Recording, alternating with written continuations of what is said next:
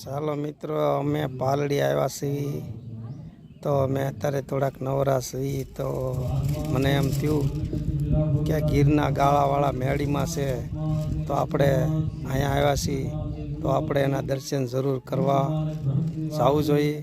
તો મેળીમાં માટે આપણને પૂરો મોટો વિશ્વાસ. તો આપણે ચાલો હવે મેળીમાં દર્શન કરવા જાવી. તમને પણ દર્શન કરાવું અને હું પણ દર્શન કરું.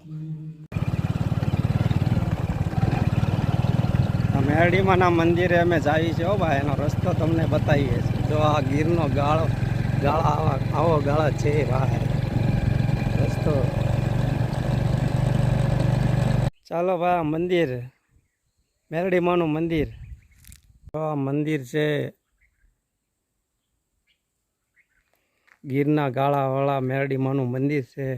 તમને અંદર જઈ પણ દર્શન કરાવીશ. જો આ ગાળી આવી છે, અહીંયા પણ સિંહ દીપડા બધું રહી શકે એવી ગાળી છે. જેવા તેવા આવે તો બીક લાગે થોડીક.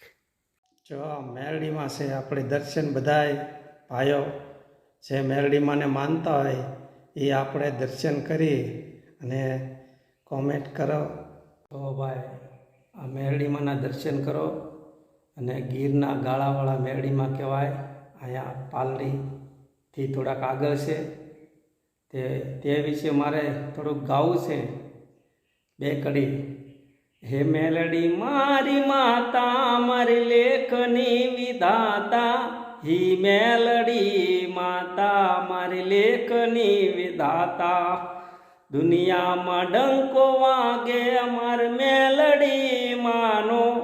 દુનિયામાં ડંકો વાગે અમાર મેલડી માનો. હે ઉના તેલ ટાઢા કર મેલડી માતા. ઉના તેલ ટાઢા કર મેલડી માતા. મેલડી મારી માતા, મારી લેખની વિધાતા. ઈ મેલડી માતા, મારી લેખની વિધાતા. હે દુનિયામાં ડંકો વાગે અમાર મેલડી માનો. તે વિશે મેં બે કડી ગાય અને ભાઈઓ બધાએ દર્શન કરી લો અને મારા બ્લોગને વિરામ આપું. તો જય ભાઈઓ દર્શન કરી લો મેરડીમાંને માનતા હોય તે. જય માતાજી, જય મા મેલડી.